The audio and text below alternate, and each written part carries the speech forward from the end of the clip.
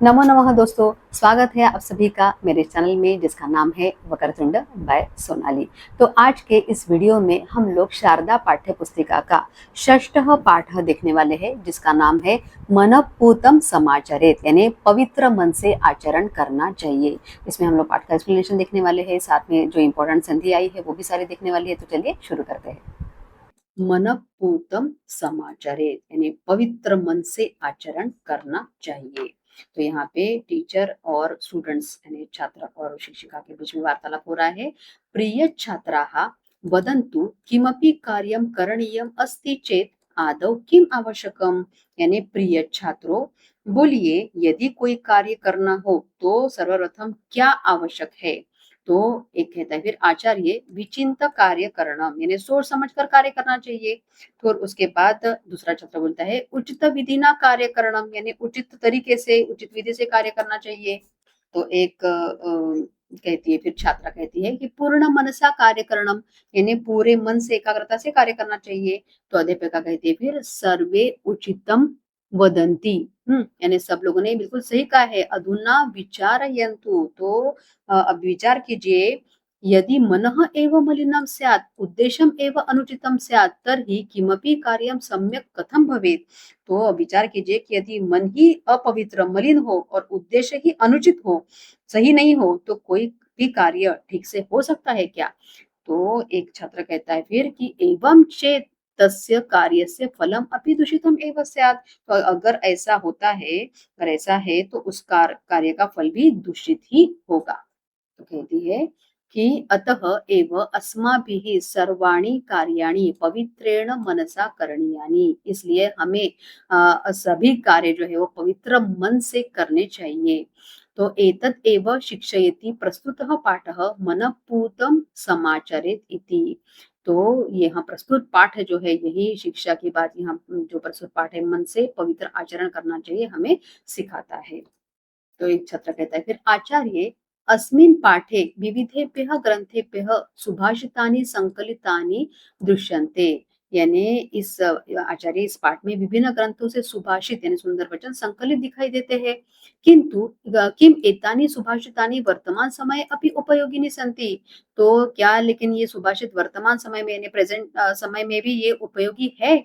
तो आचार्य कहती फिर भवन्तः स्वयमेव चिन्तयन्तु, यानी आप स्वयं ही विचार करें।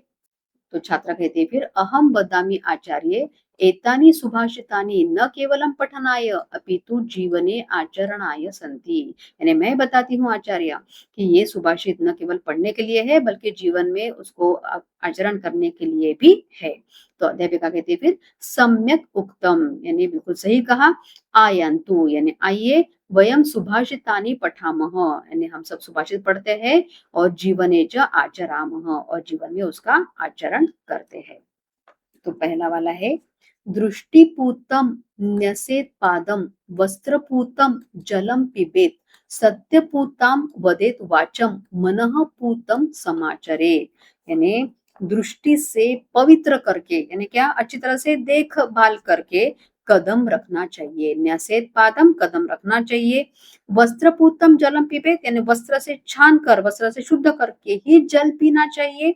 सत्य पूताम वदेत वाचम, यानी सत्य से पवित्र करके ही वाणी बोलनी चाहिए, यानी कुछ भी बोलना चाहिए। और मन पूतम समाचरित, और मन से पवित्र करके ही पवित्र आचरण करना चाहिए, मन से पवित्र होकर ही आचरण करना चाहिए। दृष्टिपूतम यानी अच्छे से देखभाल करके, न्यसेत पादम, पादम मतलब क्या, पैर, कदम रखना चाहिए, पैर रखना चाहिए। वस्त्र से छान कर, वस्त्र पूतम मतलब क्या, वस्त्र से छान कर शुद्ध करके ही जल पीना चाहिए। जलम पिबेत सत्य पूताम वदेत वाचम, यानी सत्य से पवित्र करके, यानी सत्य से युक्त वाणी ही बोलनी चाहिए। और मन पूतम समाचरित, यानी मन से पवित्र करके ही सोच समझ कर शुद्ध अंतःकरण से आचरण करना चाहिए। आगे बढ़ते हैं। इसमें संधि अगर कोई आई है तो देख लेते हैं, एक मिनट। यहाँ पे आई है नी प्लस असेत, न्यसेत जो आई है तो ये है नी प्लस असेत। फिर उसके बाद है वदेत प्लस वाचम, ज्येष्ठ संधि है। और जलम प्लस पिबेत अनुस्वार संधि है। ठीक है, आगे बढ़ते हैं। धृति ही क्षमा दमय दमोस्तेयम शौचम इंद्रिय निग्रह धीर विद्या सत्यम क्रोधो दशकम धर्म लक्षणम।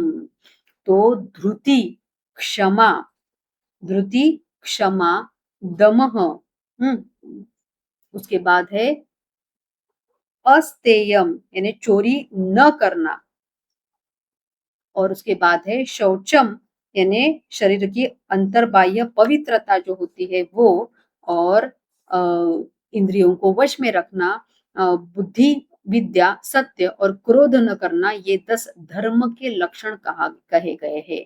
तो उसमें सबसे पहले है रुति यानी धैर्य, क्षमा यानी फॉरगिवनेस, किसी को भी माफ कर देना, तो और दमह अस्तेयम यानी मन पर नियंत्रण, और अस्तेयम यानी चोरी न करना, शौचम यानी शुद्धि बाहरी और आंतरिक स्वच्छता, और उसके बाद इंद्रिय निग्रह यानी इंद्रियों को वश में रखना, उसके बाद धी मतलब बुद्धि, विद्या यानी नॉलेज एजुकेशन, सत्य और क्रोध न करना, ये 10 धर्म के लक्षण कहे गए हैं। तो यहाँ पे जो संधि आई हुई है वो सिर्फ मुझे दमह प्लस अस्तेयम एक ही दिख रही है। यहाँ पे संयोग आया हुआ है शौचम इंद्रिय निग्रह में। आगे बढ़ते हैं। यद्यदाचरति श्रेष्ठः तत्तद्देवेतरो जनः सह यत् प्रमाणम कुरुते लोकस्तदनु वर्तते।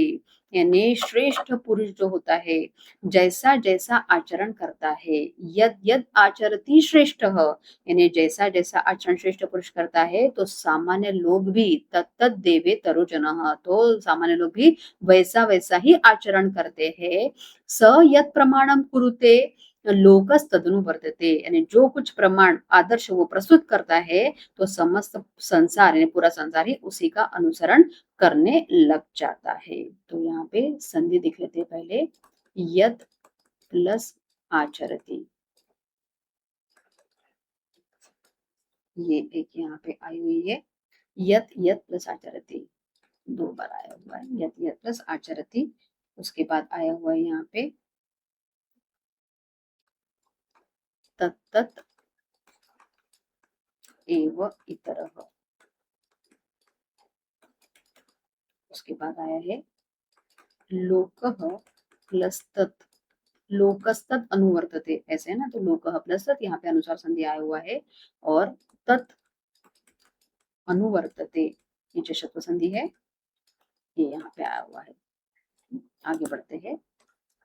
अभ्यासेन क्रियाः सर्वाः अभ्यासात् सकला कलाः अभ्यासात् ध्यानमौनादि किम अभ्यासस्य दुष्करम। अभ्यासेन यानी निरंतर अभ्यास से ही, अभ्यास है ना यानी अभ्यास के द्वारा, प्रैक्टिस कर रहा, हम लोग बोलते हैं ना कि practice makes the man perfect. तो किसी भी चीज का अगर हम लोग प्रैक्टिस करेंगे तो हम लोगों को उसमें मास्टरी हो जाती है या हम लोग एक्सपर्ट हो जाते हैं। तो इसलिए निरंतर अभ्यास से ही, सर्वाहा अभ्यासा सकला कलाहा, निरंतर अभ्यास से ही सारी क्रियाएं, सभी क्रियाएं सिद्ध होती है, अभ्यास से ही समस्त कलाएं सीखी जा सकती है। और अभ्यासात ध्यान मौनादि, अभ्यास से ही ध्यान और मौन आदि सिद्ध होते हैं। और किम अभ्यासस्य दुष्करम, यानी वास्तव में अभ्यास के लिए कुछ भी कठिन या असंभव नहीं है। तो यहाँ पे संधिया जो आई है हम लोग देख लेते हैं। अभ्यासात, यहाँ पे लिखती हूँ, अभ्यासात प्लस ध्यानम, फिर ध्यान मौन प्लस आदि, और सर्वाहा प्लस अभ्यास। आगे बढ़ते हैं। प्रारभ्यते, प्रारभ्यते न खलु विघ्न भयैः, सॉरी, विघ्न भयैः निश्चैः प्रारभ्य विघ्न विहिता विरमन्ति मध्याः विघ्नैः पुनः पुनरपि प्रतिहन्यमानाः प्रारभ्य च उत्तमजनाः न परित्यजन्ति। प्रारभ्यते, यानी तीन प्रकार के लोग कहे गए हैं यहाँ पे कि एक जो है एकदम ये नीचे नीचे श्रेणी के लोग, अधम लोग जिसको हम लोग बोलेंगे, एक मध्यम प्रति के लोग और एक उच्च प्रति के लोग। तो प्रारभ्यते न खलु विघ्न भये ही निश्चय ही, यानी जो अधम नीच श्रेणी के लोग रहते हैं वो विघ्नों के डर से कार्य को शुरू ही नहीं होने देते हैं या कार्य शुरू ही नहीं करते हैं। जो मध्यम प्रति के लोग होते हैं, मध्यम श्रेणी के लोग होते हैं, वो कार्य तो शुरू कर देते हैं लेकिन विघ्न आने पर बीच में ही छोड़ देते हैं। लेकिन उत्तम श्रेणी के च उत्तम जनाः न परित्यजन्ति, लेकिन उत्तम श्रेणी के जो लोग रहते हैं वो विघ्नों के बार बार आने पर भी एक बार शुरू किया हुआ कार्य को कभी नहीं छोड़ते हैं। तो यहाँ पे ये हम लोगों ने देखा कि तीन प्रति के लोग, तीन प्रकार के लोग बताए गए हैं, एक नीच प्रति के, एक मध्यम प्रति के और एक उत्तम प्रति के लोग बताए गए हैं। तो नीच प्रति के जो लोग जो है ये कार्य शुरू ही मतलब किसी संकट के उनको डर लगता है या किसी भी वजह से वो विघ्न आ जाएंगे बीच में, इस डर से कार्य शुरू ही नहीं करते हैं। मध्यम श्रेणी के जो लोग होते हैं वो कार्य तो शुरू करते हैं लेकिन जैसे ही बीच में कोई ऑब्स्टेकल्स आ जाते हैं उनको छोड़ देते हैं। लेकिन जो उत्तम प्रति के लोग होते हैं वो विघ्नों के बार बार आने पर भी एक बार शुरू किया हुआ काम जो है वो छोड़ते नहीं है। उसके बाद आगे बढ़ते हैं, एक बार संधि देख लेते हैं इसमें से अगर कोई आई है तो। पुनः प्लस अपि, यहाँ पे आई है पुनरअपि में पुनः प्लस अपि,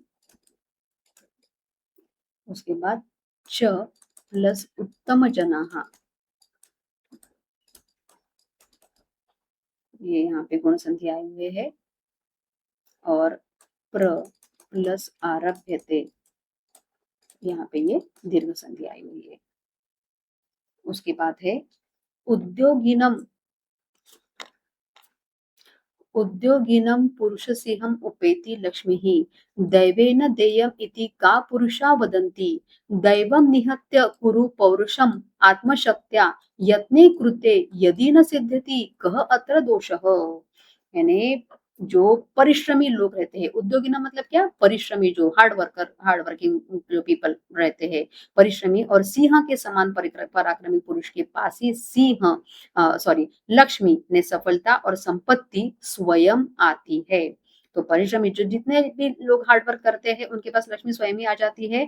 और जो लोग दैवे न देयम इति, यानी भाग्य से मिलेगा, मेरे नसीब में होगा तो मुझे मिलेगा, तो ऐसा अगर कहने वाले जो लोग होते हैं वो कैसे होते हैं, वो कायर होते हैं, डरपोक लोग कहते हैं। और भाग्य पर निर्भरता को त्याग कर अपनी पूरी शक्ति से, यानी मेहनत करो, पूरी शक्ति से अपने पुरुषार्थ से मेहनत करो, और यदि ईमानदारी से प्रयत्न करके, कोशिश करके भी अगर कार्य सफल नहीं होता है तो भी तुम्हारा उसमें कोई दोष नहीं है, क्योंकि तुमने अपना कर्तव्य पूरा कर दिया है। बाद में कम से कम रिग्रेट नहीं रहेगा कि मैंने कोशिश नहीं की थी। इसलिए कोशिश करने वालों की कभी हार नहीं होती है, यही इसमें बताया गया है कि जो हार्ड वर्किंग लोग होते हैं उनके पास लक्ष्मी खुद आ जाती है, और मेरे भाग्य में होगा तो मुझे मिलेगा। तो ऐसे डरपोक लोग कहते हैं, का पुरुषा मतलब क्या, डरपोक लोग कहते हैं कि मेरे भाग्य में होगा तो मुझे मिलेगा, मेरे नसीब में होगा तो मुझे मिलेगा। तो दैवम निहित्य कुरु पौरुषम आत्मशक्त्या, तो ऐसे भगवान के भरोसे या भाग्य के भरोसे छोड़कर अपनी शक्ति से, अपनी बुद्धि से प्रयत्न करना चाहिए। और इतना सब करने के बाद भी यत्ने कृते यदि न सिद्ध्यति, अगर इतना सब प्रयत्न या कोशिश करने के बाद भी अगर आपको सफलता नहीं मिलती है तो भी कतः को अत्र दोषः, तो उसमें तुम्हारा कोई दोष नहीं है। यहाँ पे संधि देख लेते हैं।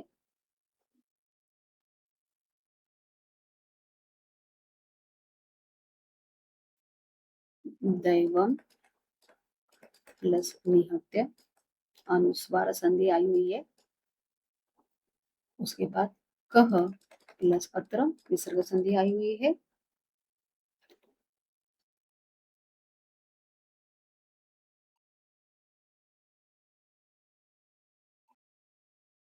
और उसके बाद लक्ष्मी ही प्लस देवेन, ये वाली रुत्व संधि आई हुई है। आगे बढ़ते हैं।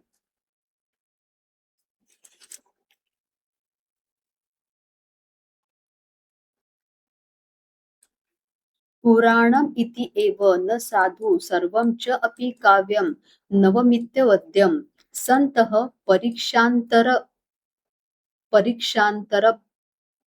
भजन्ते मूढ़ः परप्रत्ययनेय बुद्धिः। यानी पुराणम यानी कोई भी वस्तु पुरानी होने से ही अच्छी नहीं हो जाती है, कि कोई वस्तु पुरानी है तो उसके लिए वो अच्छी नहीं हो जाती है, और नहीं कोई काव्य केवल नया होने के कारण बुरा हो जाता है। लेकिन विद्वान लोग अपनी बुद्धि से परख कर यानी परीक्षा करके ही दोनों में से श्रेष्ठ को स्वीकार करते हैं, जबकि मूर्ख व्यक्ति दूसरों की बुद्धि या बहकावे पर निर्भर रहता है। पर प्रत्यय ने बुद्धि मतलब क्या? दूसरे की बुद्धि पर निर्भर रहना, अपनी बुद्धि का इस्तेमाल न करना, दूसरे की बुद्धि पर निर्भर रहना। तो कोई भी वस्तु केवल पुरानी होने से पुराणम इति एव न साधु, यानी कोई भी वस्तु केवल पुरानी होने से ही अच्छी नहीं हो जाती है, और न ही कोई काव्य केवल नया होने के कारण बुरा हो जाता है। तो विद्वान लोग क्या करते हैं? संत यानी विद्वान लोग तो अपनी बुद्धि से परख कर परीक्षा करके ही दोनों में से श्रेष्ठ को स्वीकार करते हैं, और जबकि मूर्ख व्यक्ति यानी पर प्रत्यय बुद्धि मतलब क्या, जो मूर्ख व्यक्ति होते हैं वो दूसरों की बुद्धि के बहकावे पर या उसके उसके ऊपर निर्भर रहता है, अपनी बुद्धि का इस्तेमाल नहीं करता है। संधि देख लेते हैं। पुराणम प्लस इति, पहला ही वर्ड आया हुआ है, प्लस एव, उसके बाद च प्लस अपि चापि, उसके बाद परीक्षा प्लस अन्यतर। लास्ट वाला देख लेते हैं। सहसा विदधित न क्रियाम अविवेकः परमापदां पदम वृणते हि विमृश्य कारणम गुणलुब्धाः स्वयमेव संपदः। सहसा यानी अचानक, बिना सोचे समझे, विदधित न क्रियाम यानी कोई भी कार्य नहीं करना चाहिए। तो बिना सोचे समझे कोई भी कार्य नहीं करना चाहिए, क्योंकि परामापदाम पदम, विवेकहीनता अज्ञानता जो है वो सबसे बड़ी विपत्तियों का स्थान होती है। और इसके विपरीत जो व्यक्ति सोच समझ कर कार्य करता है और गुणों की लोभी संपत्ति यानी लक्ष्मी स्वयं ही उनका चुनाव करती है, स्वयं ही उनको चुन लेती है। तो जो सोच समझ कर कार्य करता है तो लक्ष्मी स्वयं ही उनका चुनाव कर लेती है, उनको चुन लेती है। और जो लोग बिना सोचे समझे कार्य करते हैं तो उनको बड़ी विपत्तियों का सामना करना पड़ सकता है। तो यहाँ पे पहले हम लोग संधि देख लेते हैं, कौन से यहाँ पे आई है। परम प्लस आपदा, संयोग आया है यहाँ पे, स्वयं प्लस एव, ये यहाँ पे आया हुआ है। ये यहाँ पे इतनी ही दिख रही है मुझे अभी, ठीक है। आज की इस वीडियो में हम लोगों ने मनपूतम समाचरित ये षष्ठ पाठ का पूरा एक्सप्लेनेशन हम लोगों ने देखा, साथ में इंपॉर्टेंट संध्या भी हम लोगों ने यहाँ पे सॉल्व की। तो मुझे आशा है कि आज का वीडियो आपको अच्छा लगा होगा। वीडियो को लाइक कीजिए और सब्सक्राइब जरूर कीजिए। मिलते हैं नेक्स्ट वीडियो में, तब तक के लिए पुनर्मिलामः।